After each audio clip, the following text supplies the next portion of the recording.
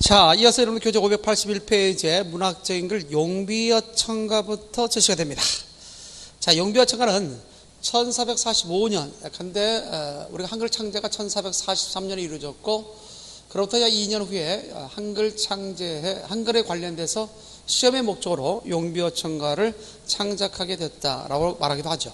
그래서 1445년에 용비어천가의 창작, 1443년 2년 전에 훈민정음 창제, 1445년에 용비어천가 창작, 1446년에 한글 반포, 이런 순서가 된다는 것도 기억해두면서 당시 세종의 명을 받아 권제, 안지, 정인지 등에 의해서 우리가 쓰여졌다는 사실, 자칫 잘못해서 용비어천가가 세종이 썼다면 틀립니다. 자, 이 밖에 창작 동기 있습니다. 조선건국의 합리화, 아무래도 이제 국호는 바뀌었죠. 그러나 땅과 백성들은 똑같은 고려 땅이었고 그 당시에 고려 백성들이었죠. 그러다 보니까 정권의 어떤 홍보적 측면에서도 역시 용비어천가가 필요했던 모양입니다. 따라서 조선건국의 합리화와 후대 왕에 대한 권계, 훈민정음의 시험의 목적과 더불어서 국자의 존엄성을 부여하고자 용비어천가를 창작했다는 것을 기억해두면 되겠습니다.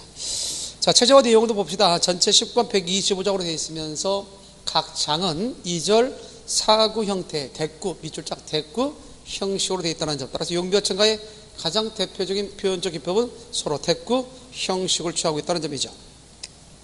이 밖에 전절은 중국 역대 왕의 사적을 찬양하고 있고, 후절은 조선의 육조의 사적 찬양을 하고 있다는 점, 그래서 전체적으로 전절과 후절이 서로 대구 형식으로 이루어졌다는 점 확실하게 기억을 해둘 필요가 있겠습니다. 전절은 중국의 역대 왕에 대한 업적을, 후절은 조선의 육조에 대한 사적의 찬양을 하고 있다는 점. 본문은 국문의 한자를 섞어 쓰고 한역시, 백영소라 순으로 기술하고 있다는 점, 따라서 제처음에는 본문에는 한글과 한자를 섞어 쓰고 그 다음에 그에 따라서 한시를 갖다가 쓰고 그 다음에 백영소라를 제시하고 있다는 점. 다만 우리 교재에 있어서는 한시 부분까지는 나름대로 이렇게 발제를 해서 정리해놨지만 백영소라 부분에 대해서는 약해놨다는 점 기억해 두면 되겠습니다. 자, 내용적 구성은 서사, 본사, 결사, 그래서 전체 125장 가운데 1장에서 2장까지가 조선 건국의 정당성과 영원성을 찬양한 내용으로서 서사에 해당되고요, 3장에서 109장까지는 육족의 사적 찬양을 전절과 후절의 대구 형식을 통해서 제시하고 있다는 점, 따라서 본사 부분을 사적 찬이다라고 할 수 있습니다. 110장에서 125장까지는 후대왕에 대한 권기의 내용을 담고 있는 것으로서 결사 부분이죠. 그 중에 특별히 110장에서 124장까지는 닝금아 이 뜻을 잊지 말아소서, 닝금아 이 뜻을 잊지 말아소서, 이런 표현이 나와서 특별히 그런 것 같은 장을 무망장이라고 한다는 사실도 기억할 필요가 있습니다. 이렇게 해서 서사, 본사, 결사 1장에서 2장, 3장에서 109장, 110장에서 125장까지의 내용과 관련해서 기억할 필요가 있습니다. 자, 이 밖에 용비어천가의 국문학사적 의의는 뭘까? 한글로 지어진 최초의 서사시라는 점도 기억을 해두시면 되겠고요, 어린 청강정어가 더불어서 상당히 문학적인 측면이, 그 다음에 또한 우리말의 어휘 사용이 상당히 더 가치 있게 느껴지는 것이라는 것도 기억을 해둘 필요가 있겠습니다. 잘 기억해 두시고요. 자, 이 밖에 우리 기억할 수 있는 가운데 특별히 우리와 더불어서 기억할 수 있는 용도가 있습니다. 궁중음악, 종묘 제향 등으로 사용됐다는 것과 더불어서 대체적으로 궁중음악으로 사용된 것들, 용비어천가가 가사로 활용된 궁중음악에는 어떤 것들이 있느냐 봤더니 여민락, 추풍영, 치화평 등이 있다. 여민락은 용비어천가 1장에서 4장과 125장의 내용을 가사로 활용하였으며 한역가로 전하고, 추풍영은 용비어천가 1장에서 8장과 125장의 내용을 가사로 쓰였고요, 치화평은 1장에서 16장과 125장의 내용을 가사로 쓰였다. 그래서 전반적으로 봤을 때 가끔 이런 식의 문제 나오죠. 용비어천가의 내용을 가사로 삼고 있는 궁중음악이라 볼 수 없는 것은 1번 여민락, 2번 추풍영, 3번 치화평, 4번 태평가. 그럼 답은 태평가라고 말을 해줘야 되겠죠. 자, 그러면서 여러분들 하나 질문 던져볼까요? 용비어천가가 전체 125장으로 되어 있는데 용비어천가 전장이 궁중음악으로 쓰였다. 이 말이 맞을까요? 틀릴까요? 틀립니다. 용비어천가 1장에서 2장과 125장의 내용과 1장에서 8장과 125장의 내용, 1장에서 16장과 125장 내용이니까 최대 1장에서 16장과 125장만 궁중음악의 가사로 쓰였기 때문에 125장 가운데 17개의 장만 궁중음악의 가사로 활용됐다는 점. 혹시라도 신문지 가운데 다음은 용비어천가 7장이다. 7장에 대한 설명을 잘못된 것은 뭐냐 할 때 이 7장은 용비어천가가 7장은 여민낙, 취풍형, 치화평등의 가사로 쓰였다. 이 말 하면 맞을까요? 틀릴까요? 틀리죠? 왜 그래요? 여민낙에는 사용되지 않았죠. 여민낙은 1장에서 2장과 125장의 내용만 가사로 활용하고 있죠. 따라서 이것을 좀 더 쉽게 외우는 방식은 없을까 했을 때 다음같이 우리가 생각할 수 있겠죠. 자, 1 있죠? 1, 그 다음에 그렇죠? 이렇게 했죠. 1, 8, 16, 1, 8, 16 있죠? 이렇게 하나면 되겠습니다. 다시 한번 지우고요. 제가 잘못했습니다. 4, 8, 16, 여취치. 1, 8이 아니라 4, 8, 16, 여취치. 이런 식으로 우리가 생각을 해볼 수 있겠죠. 자, 4, 8, 16, 여취치, 플러스 125, 1 물결하면, 자, 1장에서 4장까지를과 125장을 가사로 써있다. 여민낙. 1장에서 8장과 125장의 내용을 가사로 써있다. 그 다음에 여취치, 취인데 마치 휘라고 된 것처럼 보이네요. 자, 취입니다. 여취치. 취풍형 1장에서 16장과 125장의 내용을 가사로 쓰였다. 치화평. 이렇게 해서 4, 8, 16 여취치 플러스 125 1 물결 외워둔다면 그런 부분에 대해서 좀 쉽게 접근할 수 있지 않겠나 봅니다.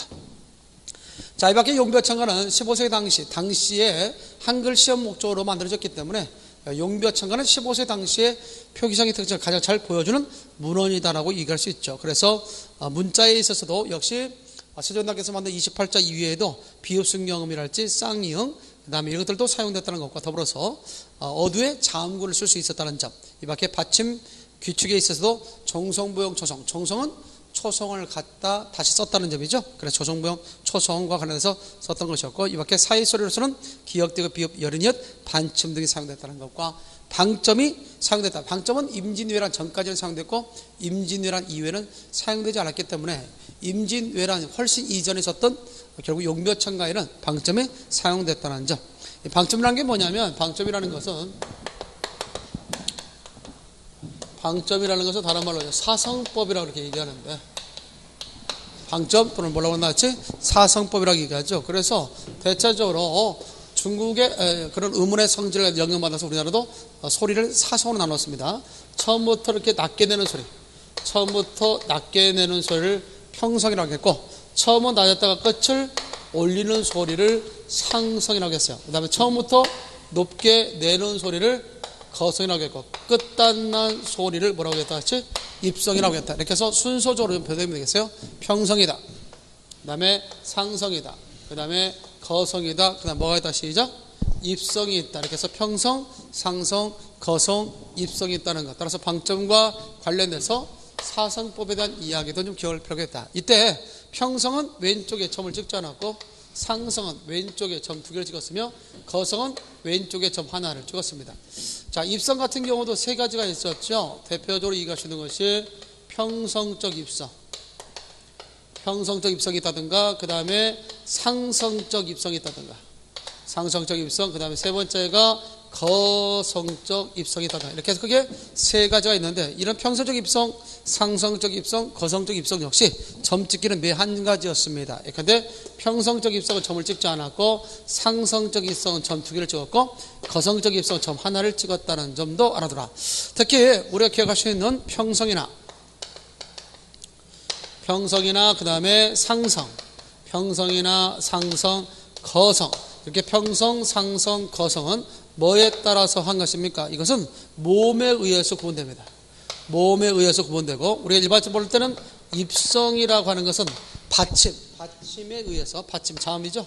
받침 자음에 의해서 구분됐다. 그러므로 혹시라도 시험문제 가운데 평성, 상성, 거성, 입성은 모두 몸에 의해서 구분된다면 틀려요? 평성, 상성, 거성은 몸에 의해서 구분되고, 입성은 받침 자음. 근데 뭐 기역으로 끝나나 비읍티것이다, 비읍이다, 이런 뭐 지읒이다, 이런 받침으로 끝나면 대체적으로 다 입성이 됐다. 따라서 평성이란 단어가 이런 받침으로 끝나면 평성적 입성, 상성이라는 단어가 이런 받침을 끝나면 상성적 입성, 거성적인 입성이라는 것은 거성이 이런 받침을 끝나면 거성적 입성이 된다. 이렇게 생각할 수 있겠죠. 따라서 혹시라도 심리 가운데 평성은 점을 찍지 않고 상성은 점 2개를 찍었고 거성은 점 하나를 찍었는데 오늘날 현대 국어에서는 소리의 높낮이를 통해서 단어의 뜻을 변별하는 것이 아니라 소리의 무엇을 통해서 이루어진다고 했죠? 길이를 통해서, 장단을 통해서. 그래서 오늘날 현대 국어에서 길게 내는 소리, 오늘날 현대 국어에서 길게 내는 소리는 상성과 관련되어 있고, 대체적으로 거성과 입성은 오늘날 현대 국어에서 짧은 소리라는 사실도 역시 기억할 수 있겠다. 혹시라도 심리 가운데 현대 국어에 있어서의 상성에 해당되는 단어를 찾아라, 상성의 흔적으로 볼 수 있는 단어를 찾아라 하면 길게 내는 소리를 찾는 거라는 것도 기억해 두면 되겠습니다. 자, 그렇다면 주요 작품들 한번 내용을 보도록 할까요? 자, 582페이지 보니까 우리가 소위 해동장이라는 용병처가 제1장이 있습니다. 여기서 해동이라는 것은 우리나라를 가리키는데요, 우리나라를 가리키는 말로서는 이거 외에도 여러분들 교재도 있죠. 거기에 청구, 대동, 동방, 좌해, 진단, 근역, 저벽, 무궁화 지역이다 해서 근역이다, 또 가점이 형상을 담았다 해서 저벽이다 라고 말하기도 하죠. 그런 점에서 가끔 시험지 가운데 해동에 밑줄 치놓고 해동과 바꿔 쓸 수 있는 말이 아닌 것은 그랬을 때 1번 대동, 2번 대동 여지도 있지 않습니까? 그 다음에 동방, 그 다음에 3번 좌해, 4번 극동이라고 한다면, 극동이라는 것은 우리나라만 가르치는 말이 아니기 때문에 결국 답은 극동이 되겠죠. 따라서 혹시라도 알아두기 바랍니다. 해동과 바꿔 쓸 수 있는 말과 대해서는 청구, 대동, 동방, 좌해, 진단, 근역, 저벽 등이 있다는 것. 자, 육룡이 나라샤, 얼마 전에도 역시 드라마에 육룡이 나라샤 결국 드라마가 있었죠. 그때 육룡이 나라샤 할 때 육룡은 세종의 위대 선조를 가리키는 것으로서 가끔 그 육룡과 관련된 것이 아닌 것은 뭐냐 이렇게 나올 수 있겠죠. 그럴 때 육룡은 세종의 위대 선조로서 목조, 익조, 도조, 환조, 태조, 태종을 가리킨다는 것도 기억을 좀 해야 됩니다. 정작 세종 자신도 들어가지 않고요, 또 소설의 2대 임금이었던 정종도 들어가지 않는다. 자기의 직계와 관련된 내용만 들어간다는 사실도 기억해 두기 바랍니다. 따라서 육룡에 속하지 않는 것은 뭐냐 그랬을 때 태조, 태종 또는 목조, 세종, 답은 세종이다. 자, 육룡이 나라에서 일마다 천복, 이때 일이라는 것은 어떤 일이냐면 나라를 세우는 일, 건국하는 일을 일이라고 할 수 있죠. 일마다 천복이시니 고송이 통보하시나, 이때 고송이라는 것은 중국의 역대 역성혁명을 일으켰던 왕, 중국의 역대 역성혁명을 일으켰던 왕들을 우리가 뭐라고 얘기한다? 고송이라고 얘기하죠. 고송이 통보하시니라. 따라서 이 부분에 대해서 우리가 기억할 수 있다면 해동 육룡이 나라샤, 나라사의 주체는 앞에 육룡이 되겠고요, 천복이다 주체는 일마다가 되겠죠. 따라서 일마다 천복이다. 자, 일마다 천복이다, 일마다 천복이시니 나왔고요. 또 일마다 뭐라고 나오느냐? 고송이 통보하시니라. 고송이 통보하시다. 자, 이렇게 나왔을 때 이 글의 전체 주어가 뭐냐 시험 문제 출제되면 일마다라고 해석해봐요. 일마다. 이 일마다가 이 글의 전체 주어다. 자칫 잘못해서 전체 주어가 육룡이라고 안 됩니다. 전체 주어는 일마다고. 이때 일마다는 어떤 일이냐? 건국하는 일, 나라를 세우는 일, 건국하는 일이 바로 일마다가 된다는 점도 알아두시라. 따라서 일마다 천복이었고요, 일마다 고성이 동무하시냐. 이때 고성은 중국의 역대 역성혁명을 일으켰던 왕들이니까 이때의 이라고 하는 것은 문법적으로 부사 비격격 조사라는 거. 문법적으로 부사 비격격 조사. 그래서 가끔 시험 문제에 여기다 밑줄 쳐놓고 이것과 쓰임이 같은 조사를 찾아라 그러면 부사 비격격 조사를 찾는다는 점. 따라서 용비어천가 제1장은 보통 우리가 악정이라고 하는 것, 용비어천가는 전절은 중국의 고사를, 후절은 우리 육룡의 이야기를 담고 있다고 했죠. 그래서 서로 대꾸 형식으로 되어 있는데 용비어천가 1장만큼은 이러한 형식의 패턴에서 벗어나 있다. 따라서 1절 3구 형태로 되어 있는 소위 파격적이라는 사실도 알고 있으면서 전반적으로 용비어천가 제1장 같은 경우는 조선 건국의 정당성을 각각 결국 천복과 더불어서 중국의 역대 역성혁명을 일으켰던 왕들의 업적과 비교해서 설명하고 있다는 것도 알고 있으면 되겠습니다. 자, 용비어천 2장입니다. 용비어천 2장은 지금까지 내려오는 용비어천 125장 가운데 대체로 125장의 본문 내용들은 주로 한글과 한자가 섞어서 있는 모습을 볼 수 있는데 용비어천가 이정만큼은 한자를 사용하지 않았다는 점, 그리고 중국의 고사를 인용하지 않았다는 점, 그리고 순수 우리말을 사용했다는 점, 비유적 용법이 뛰어나다는 점, 이런 점을 들어서 용비어천가 125장 가운데 가장 백미의 장이라고 볼 수 있는 것이 용비어천가 제 몇 장이다? 2장이다. 자, 그런 점에서 본다면 불이 깊은 남과 바람이 아니밀세 곧 좋고 여름하나니 잘 기억할 필요가 있겠죠. 따라서 이 부분에 대해서는 좀 더 우리가 설명을 좀 적극적으로 하기 위해서, 또한 시험에 잘 나가고 특히 2016년도 해마다 교수들이 사자성어를 뽑는데 올해는 사자성어를 뽑지 않고 용비어천가 제 2장에 있는 내용을 들어서 올 한 해 삶의 지표로 삼았죠. 그 중에 대표인 것이 뭐냐면 결국 있죠? 곧 좋고 여름하나니를 삼았죠. 자, 그렇다면 어떤 의미를 갖고 있을까 한번 볼 필요가 있겠고 앞으로 시험에 나올 가능성이 있지 않느냐. 자, 그랬을 때 좀 더 내밀하게 보기 위해서 7, 8의 판서를 통해서 불이 깊은 남과 바람에 아니 밀세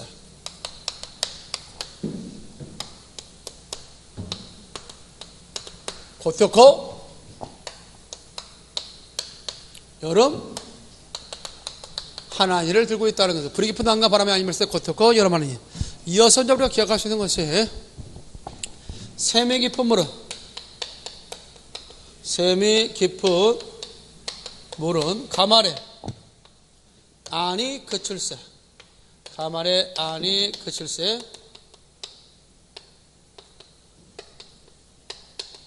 내 이러 바랄의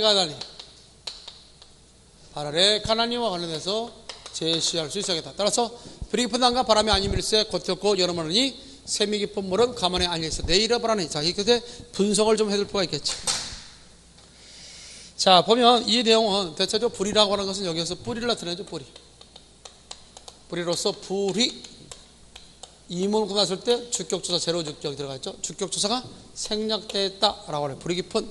자, 이 경우는 깊다, 깊은 해서 앞에 받침 뒤로 넘기는 연철식 표기를 하고 있다는 점. 남간에 있어서 단독형은 이거는 나무입니다. 나무라는 점도 역시 우리가 기억을 해둘 필요가 있겠다. 잘 알아두시고요. 그 다음에 바람에는 어떻게 될까요? 바람 플러스 예입니다. 이 예는 부사 원인격 조사.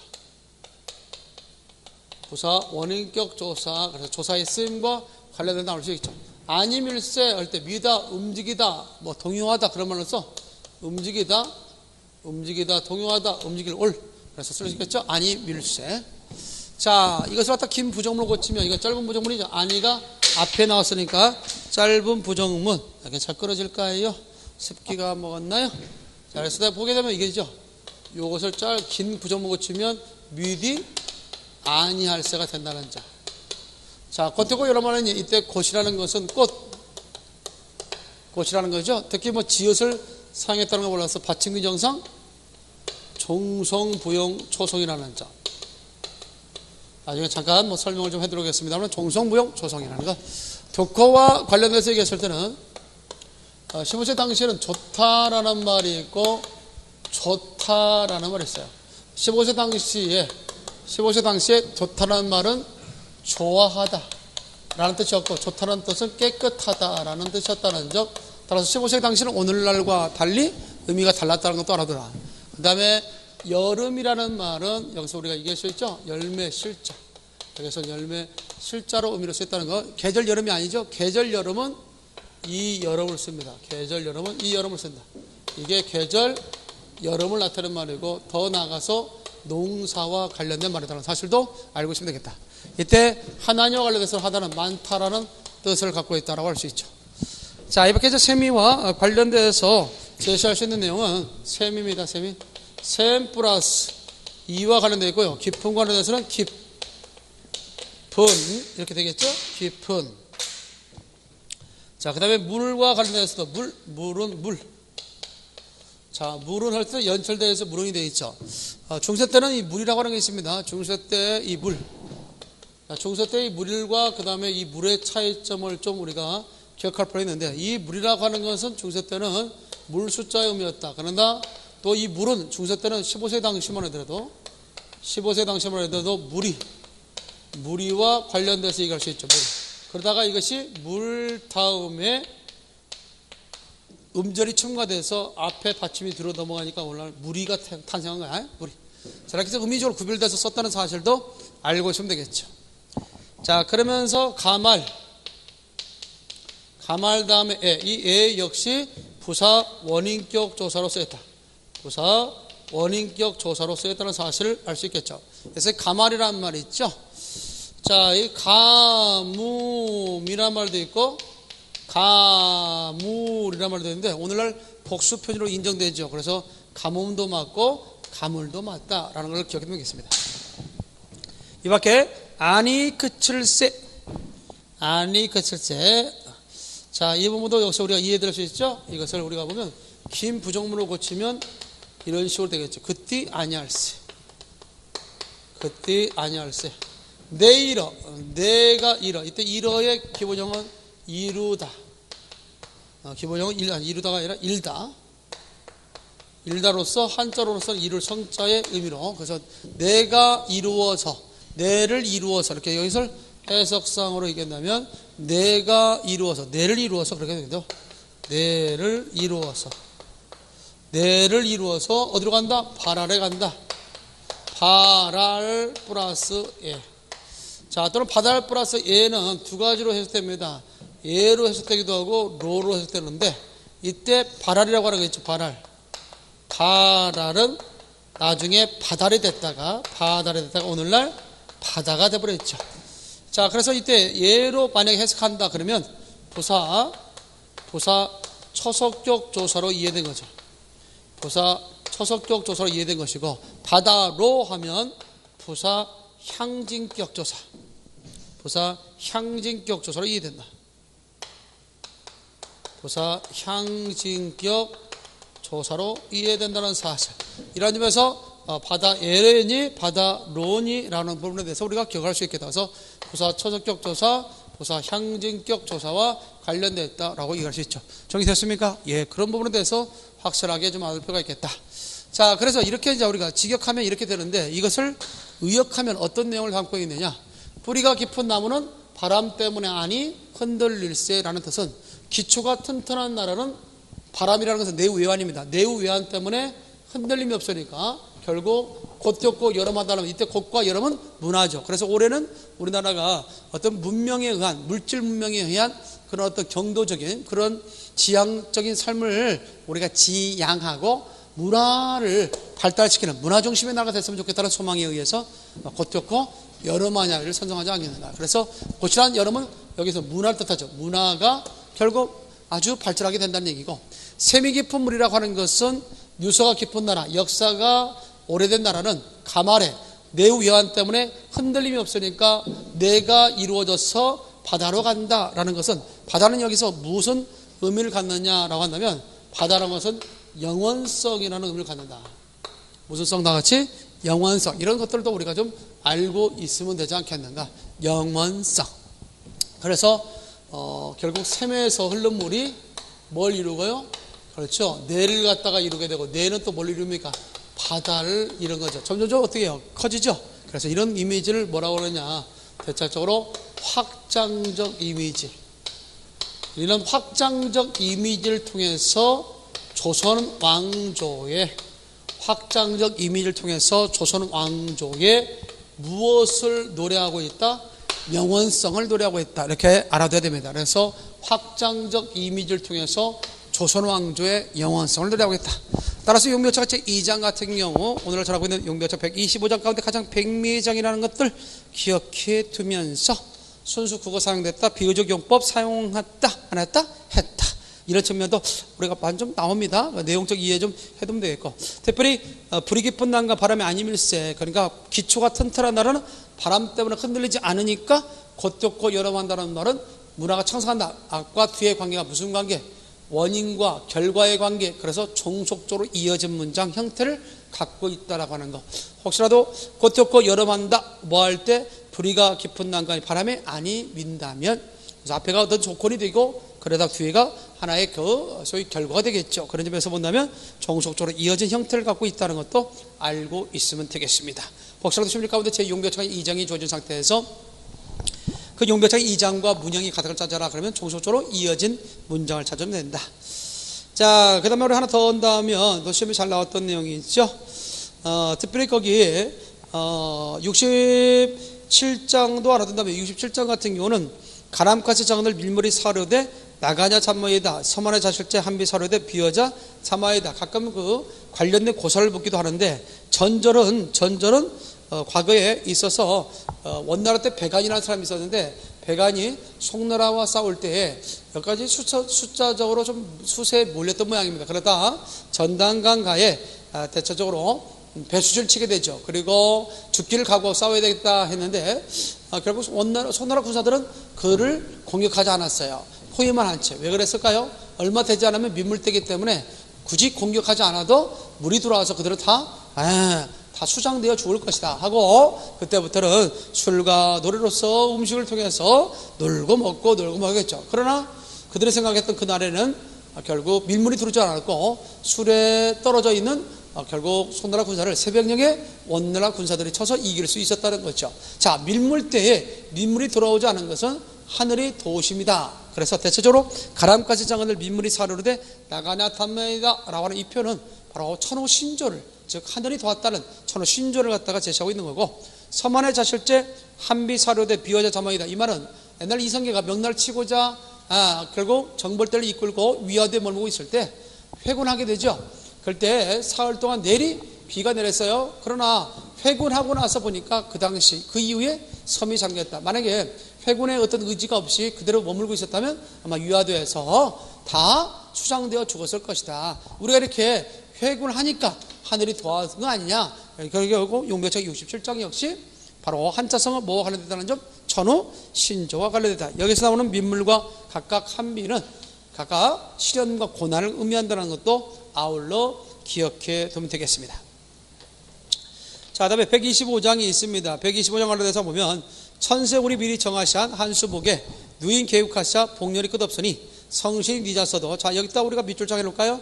자, 미리 정하샤의 밑줄짝, 그 다음에 누인 계획하사 밑줄짝, 복렬이 끝없으니 성신이 니자서도 경천근민하사자 밑줄짝, 더욱 굳으시리다의 밑줄짝, 닝금아 아라수자 밑줄짝, 낙수의 산한가 있어 하나를 믿으니까의 밑줄짝. 가끔씩 보니까 용묘창과 125장이 주어진 상태에서 각각 밑줄친 것에 주체를 묻는 문제가 나올 수 있거든요. 그럴 때 정하사의 주체는 이때 누구냐면 결국 하늘입니다. 하늘이 정한 바. 한수북이라는 것은 한양을 말합니다. 한양에 누인계국, 어진 인을 쌓아서 나라를 열었단 말로 누인계국의 주체는 육룡이죠. 육룡이 복년이 끝없으니 성신이 니자사도 경천근민하사자. 경천근민은 누구냐? 하늘을 공유하고 힘써 백성을 다스려 한다는 것이 경천근민. 그렇다면 경천근민의 주체는 후대 왕들이겠죠. 이 경천근민이 바로 용묘책 125장 가운데 가장 대표적인 중심 단어가 됩니다.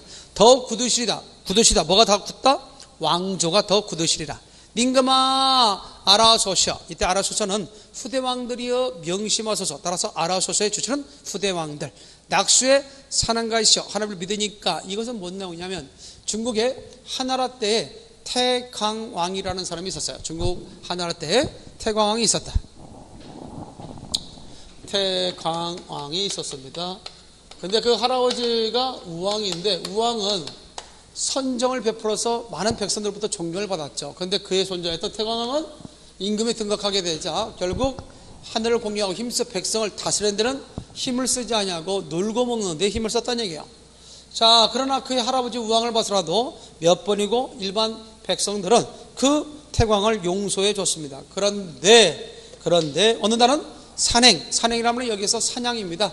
사냥이라는 우리말의 한자를 갖다 음치해서 표기한 거예요. 이때 산행은 산으로 가는 것이 아니라 사냥의 의미다. 사냥에 가서 결국 오래도록 돌아오지 않아요. 더 이상 도탄지고에 빠져있는 백성들로서는 이런 임금을 우리가 모시고 살다가는 우리가 굶어 죽겠다 해서 이 태광왕을 폐위시키게 됩니다. 자, 어떻게 하지 않아서 폐위되어 있습니까? 그렇죠. 경천근민하지 않았기 때문에 폐위당했다. 그래서 이 내용은 후대 왕들에게 권면하는 내용이죠. 너희들도 말이지 아무리 융령 위대한 임금들이 있었다 할지라도 너희들 역시 저 중국의 하나라의 태광처럼 자기의 본분을 힘써 자기의 본분을 지키고 그 본분이 하고자 하는 그런 본분이 해야 할 일들을 하지 않으면 폐위당한다. 그러니 이웃나라의 잘못됨으로만 듣고, 즉 한 귀로 듣고 한 귀로 흐르는 게 아니라 교훈 삼아라. 그러므로 용묘청 125장과 관련된 한자성어는 타산지석, 시작, 타산지석, 반면교사, 이런 한자성어와 연결될 수 있다고 하는 것도 아울러 기억해 두면 되겠습니다. 자, 이렇게 해서 용묘청 125장 역시 앞서 얘기했던 용묘청 1장처럼 전반적으로 봤을 때 용묘청가는 전절과 후절 해서 2절 사구 형태로 되어 있는 것이 일반적인데 용묘청가 125장만큼은 또한 3절 구구 형태로 되어 있어서 합격장. 그래서 오늘 전하고 있는 용묘청가 전체 125장 가운데 합격의 형태를 취하고 있는 것은 1장과 125장이다 정도는 머릿속에 넣어두기 바랍니다. 자, 여기까지가 이제 용묘청가에 대한 내용이었다면 두시언해. 자, 당나라 때 문호 가운데 한 사람이었던 두보의 작품을 우리말로 번역한 것을 두시언해라고 얘기하죠. 이 두시언해는 대체적으로 똑같은 작품을 시대가 다르게 두 번 번역했죠. 근데 그래서 임진왜란 전에 번역된 거 1481년에 번역된 초간본과 1632년에 번역됐던 중간본이 있습니다. 여러분 교재 587페이지 잠깐 볼까요? 거기 보니까 초간본은 1481년, 중간본은 1632년이 있다. 아무래도 그 중간에 임진왜란이 있다 보니까 임진왜란을 개점으로 해서 상당 부분 국어적인 그런 어떤 변화가 상당히 많이 되는데 그 중에 한번 초간본과 중간본에 대한 표기상의 특징을 비교하는 문제가 나올 수 있으니까요. 그 부분에 대해서 관심을 좀 가질 필요가 있겠죠. 자, 초간본 같은 경우는 방점이 사용됐다. 임진왜란 전까지는 방점이 사용됐고 임진왜란 이후에는 방점이 사용되지 않았기 때문에 충분히 이해될 수 있을 것 같고요. 철자법에서는 초간본은 연철, 이어 적기를 했다면 중간본은 체험과 조사, 어감과 어미를 나누어 적는, 즉 밝혀 적는 분철, 간혹 분철을 했다는 점. 이 밖에 반침과 엔령, 우리가 훈민점 제자 원리에서 배운 적이 있습니다만 세종대학교에서 만든 28적 가운데 오늘날 현대국어에서 사용되지 않는 것은 10원을 가지고 산에 가서 사과 사모니까 씨만 남았다 되죠. 따라서 열의적 같은 경우는 15세기 때, 반침 같은 경우는 임난 직전에, 엔령 같은 경우는 임난 직후에, 그다음에 아래아는 1133년에 없어졌죠. 따라서 소실문자의 순서에 대해서 기본적인 이해가 있어야 되겠죠. 10원을 가지고 산에 가서 사과가 사모니까 씨만 남았다 정도는 기본적으로 이해를 되겠고, 더불어서 이와 같이 구개마가 없었지만 중간문에서 구개마가 간혹 나타났다는 점과 더불어서 자음동화, 즉 모음조화가 초간본에서 대체로 지켜졌지만 중간본에서 지켜지지 않았다는 것. 이렇게 해서 가끔은 시험 문제 초간본과 중간본을 비교하는 유형의 문제 나올 수 있으니까요. 그래서 반침이 있어 있거나 엔령이 있었다, 연철이 있어 있으면 초간본, 반침이나 엔령이 사용되지 않았다 그러면 중간본, 이렇게 알아둬도 충분히 구별할 수 있을 걸로 봅니다. 자, 그렇다면 많은 작품들이 있었을 텐데 왜 하필 두보의 작품을 번역했겠는가? 두보의 작품을 번역한 동기가 있습니다. 유교 사상을 배경으로 우국적 정서를 누려한 것이어서 당시 조선의 통치 이념이 유교였죠. 따라서 그런 유교적 이념을 바탕으로 한 조선의 통치 이념에 부합되는 점이 있기 때문에 이러한 두보의 작품을 번역하게 됐다라고 하는 겁니다. 자, 그러면 두보의 작품을 번역한 두시언의 문학적적 가치는 뭘까? 그건 우리나라 최초의 번역 시집이라는 것. 이 밖에 어학적 연구에 상당히 귀중한 가치가 된다는 점. 왜 그래요? 초간본과 중간본이 똑같은 작품을 시대가 다르게 결국 번역하다 보니까 우리 국어의 표기상의 변천사를 연구하는데 상당히 소중한 자료가 됐다는 겁니다. 따라서 두보의 작품을 번역한 두시언의 우리나라 최초의 번역 시집이라는 것도 이해해 둘 필요가 있습니다. 그 중에 뭐니 뭐든 시험 문제 가장 잘 나왔던 것 중에 그 강촌이라는 작품과 관련돼서 나왔는데, 이 강촌이라는 작품은 강촌의 한가로운 풍경을 갖다가 제시하면서 특별히 강촌의 한가로운 풍경과 더불어서 결국 이것에 있어서는 어떤 시선의 이동과 더불어서 앞에 부분은 집 밖의 그런 상황에 대해서 그리고 있고요. 뒤에 늙은 겨접부터 시작해서 저문 아달부터 이렇게 시작하는 늙은 겨접, 후반부는 대체적으로 내부 상황, 가족 상황을 갖다 얘기하고 있죠. 자, 외부 상황이나 내부 상황이나 전반적인 내용은 한가로운 풍경이죠. 그러다 보니까 시적 화제는 더 이상 욕심이 없죠. 내가 욕심 낼 수 있다고 하는 것은, 내가 필요할 수 있는 것은 내가 지금 아픈 몸이니까 약만 있다면 더 이상 바랄 것이 없겠다. 그래서 지금 자기 상황이나 자기 처지에 만족하는 그런 안문지족의 삶의 태도를 보이고 있는 것이 바로 강촌이라는 작품이라는 사실을 기억할 필요가 있습니다. 때에 따라서 이렇게 순수하게 이 작품을 이해할 수도 있겠지만 또 때에 따라서는 인간들의 투쟁적인 어떤 자연에 대비되는 인간의 투쟁적인 어떤 삶, 욕심 있는 삶, 이런 삶을 빗대서 풍자하고 있다라고 보는 견해도 있습니다. 예컨대 늙은 겨집은 조회를 그려 장기판을 맹간다라는 말은 늙은 겨집이 장기판은 각각 초나라와 한나라 가서 싸우는 거 아니겠습니까? 그런 점에서 본다면 이런 장기판이라는 것은 인간들의 투쟁적인 삶을 비유했다라고 보기도 하고요. 또한 젊은 아들, 이때 젊다는 말은 여기서는 어리다 뜻입니다. 어린 아들이 바늘을 두드려 고기 낚을 낙사를 만든다는 것은 원래 낚싯바늘이라고 하는 바늘이라고 하는 것은 원래 집안에 있어서 바느질을 할 때 필요한 도구 아니겠어요? 그런데 이것을 자기만의 유의를 위해서 낚싯바늘을 만든다는 것, 다 이건 뭐야? 이기주의, 개인주의와 관련됐다. 따라서 이 글은 자연에 대비해서 우리 인간들의 투쟁적이고도 개인적인 그러한 삶을 풍자한 것이다 라고 설명하기도 합니다. 따라서 이 두 가지 측면이 있다는 것, 즉 외부 환경, 즉 강촌의 집 밖의 외부 환경과 내부의 그런 집사람과 아내의 그런 상황을 통해서 한가름 속에 더 이상 나는 욕심이 없다라는 안문지의 삶을 노래했다라고 해석하기도 하고, 또 하나는 인간들의 자연에 대비되는 인간의 투쟁적이고도 그런 개인주의적 삶을 갖다 비판하는 그런 풍자적 성격의 삶으로서 또한 안문지적을 노래했다라고 해석하기도 합니다. 이런 두 가지 종류가 있다는 사실을 알고, 이 강촌은 초관문일까요, 중관문일까요? 아까 초관문과 중관문을 판단한 것은 반침이나 N형이 사용됐는지 여부를 따지면 되는데, 처음에 보니까 말간가람 한 곱이 마잘할 때 반침이 있는 걸로 봐서 이것은 초관문이라는 사실을 알 수 있습니다. 하나만 더 한다면 586페이지에 절구편이 있습니다. 이 작품은 전해오는 과정에서 제목을 잃은 작품, 그래서 원래 한시 형태로서 우원절구였기 때문에 결국 한시 형태를 붙여서 절구라고 했습니다. 가람이 파란이 새가 더욱 해올 때 해오의 밑줄짝, 가끔 그 부분이 시험 문제 출제되기도 하겠죠. 해오, 이 부분 기억을 좀 잘 해둬야 됩니다.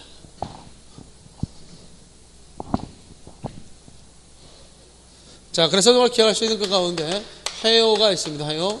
자, 이 말은 결국 강이 파라니까 새가 더욱 하얗다 할 때 파랗다와 하얗다를 통해서 색감의 대조를 보이고 있다는 점. 매이 퍼러니 꽃빛이 불분전도다. 산이 퍼러니까 꽃이 더욱더 붉고자 한다는 점. 올봄이 봄되 또 지나가니 어느 날이 돌아갈 해요라고 되어 있습니다. 자, 먼저 봤을 때 이제 우리 두보라고 하는 사람은 결국 과거 시험에 여러 번 납방되다 보니까 마지막 시험이라고 생각했던 시험마저 떨어지니 집으로 들어갈 그러한 형편이 못됐어요. 그래서 평생을 방랑신으로 보냈던 사람이 두보다. 그러다 보니까 자연스럽게 그의 작품의 면면에는 고향에 대한 그리움, 처자식에 대한 그림이 있는데, 이 작품 역시 아마 고향에 돌아가고 싶은 마음이 있었던 모양이죠. 따라서 봄이 되면 고향에 돌아가리라 생각했지만 정작 봄이 왔는데 돌아갈 수 없는 처지죠. 그러다 보니까 고향에 대한 간절한 그림, 수구초심의 내용을 담고 있는 것이 바로 이 절구표이다. 강이 파라니 새독해요, 매이 퍼러니 꽃빛이 더욱더 붉고자 한다. 자, 결국 봄이 온 풍경을 이야기하고 있죠. 그런데 이 봄이 지금 또 지나가고 있습니다. 그렇다면 나는 어느 날 돌아갈 것인가? 저마저 봤을 때 이 내용을 통해서 볼 때 이 작품은 원래 제목이 있었으나 제목을 잃어서 한시 형태를 틀어서 절구라고 했는데, 만약에 내용을 바탕으로 해서 이 작품의 제목을 주어진다면 이 작품은 또 다른 봄을 소망할 수 있는 내용이죠. 따라서 춘망, 이 작품을 제목을 갖다가 정해준다면 춘망이라고 할 수 있을 것이다. 이건 과거에 경기도 지방지에서 나왔으니까 한번 좀 확인해 둘 필요가 있습니다. 자, 그래서 강이 파라니까 새가 더욱 해요, 매이 퍼러니 꽃빛이 불붙는다. 따라서 앞에는 파랗다와 하얗다를 통해서, 두 번째는 퍼렇다와 붉다를 통해서 서로 색감의 대조를 하고 있다는 점, 같은 대조법이 병치되어 있다는 점에서, 나란히 세워졌다는 점에서 대구법, 각각 대조법과 대구법이라는 것들 사용됐다는 것도 알아두면 되겠고요. 올봄이 본데 또 지나가니, 이때 또라는 말 속에 시적 화자의 정서는 상당히 안타까운 심정이 담겨져 있다는 점. 어느 날에 돌아갈 해요. 마지막에도 뭐가 있습니까? 또 해요가 있죠. 그래서 이 시 속에는 해요가 두 번 있습니다. 그러다 보니까 문법적으로 이것을 분석하는 유형의 문제가 시험에 출제되기도 하죠. 그래서 해오는 원래 해고인데 이때 해는 해다의 어간이죠. 해다의 어간. 오늘날로 말한다면 희다라는 뜻이죠. 희다. 한자로 보면 힘백자. 그리고 이때 고라고 하는 것은 대등적 연결어미. 대등적 연결어미로 사용됐다. 그래서 과거 중세 때는 이모말에서 기억이 탈락된 거죠. 그 다음에 해와 관련돼서 우리가 생각할 수 있는 것은 뭐냐. 이때 해오는 해고에서 나왔는데 이때 해는 어디서 나왔냐? 해년자. 해년자로서의 품사가 명사입니다. 그리고 이때 고가 뭐냐면 의문조사. 고는 의문조사인데 이와 마찬가지로 이때 이모말에서 기억이 탈락돼서 의문 탈락된 거죠. 그래서 해오가 됐다는 점. 가끔 시험 문제 가운데 이것들에 대해 밑줄 쳐놓고 이것들에 대한 문법적 분석을 옳게 한 것은 뭐냐 나올 수도 있겠고 각각 품사를 물어볼 때 있는데 이거는 형용사고 이거는 해는 명사. 이거는 그렇죠? 이오는 고해에서 나온 걸로서 의문조사 해입니까? 라고 해석한다는 점. 이렇게 문법적으로 묻는 유형의 문제가 시험에 출제될 수 있다. 그래서 이제 앞에는 대체적으로 상황을 주셨죠. 봄이 온 상황을 얘기하고 그로부터 느끼는 시적 과제 정서를 뒤에 놨다는 점에서 이런 작품들의 주된 시상의 전개 방식은 우리가 몇 번 아마 했죠. 성경 후정 방식. 다 같이 시작. 성경 후정 방식. 앞에 상황을 제시하고 뒤에 그로부터 느끼는 정서를 뒤에 깔았다는 점에서 성경 후정 방식이라는 사실도 아울러 기억해 두기 바랍니다. 자, 이런 것들이 이제 우리가 절구표를 통해서 제시할 수 있는 내용이 아닌가 이렇게 생각하고요.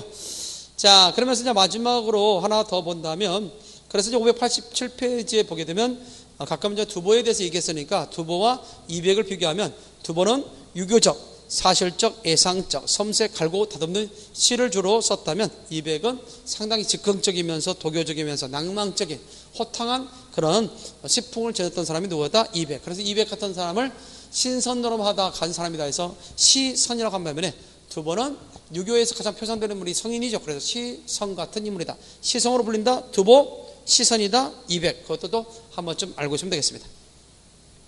자, 마지막 하나만 더 볼까요? 동명일기가 있습니다. 이 작품은 조선 영조 때 우의당 김씨가 함흥 판관으로 부임한 남편에게 그 주변 지역에 명승고적이 있는데 그 명승고적이 중에서 규경대에서 일출광경을 갖다가 본 적이 있는데 그 일출광경에 대해서 본 내용을 쓴 기행수필이 바로 뭐다? 동명일기라고 볼 수 있습니다. 아무래도 여자가 썼기 때문에 그 밑에 표현상의 특징 알아두는 게 좋겠습니다. 여성적인 섬세한 필치가 잘 보이고 있고요. 순수한 우리말을 사용했다는 점. 그리고 직접 눈으로 보고 목격한 바를 썼기 때문에 사실적 묘사라는 점, 또 시간적 구성 형태를 갖고 있다는 점, 이러한 점을 하나의 특징으로 잡아주시겠죠. 중요 대목 588페이지에 내용 실어놨는데요.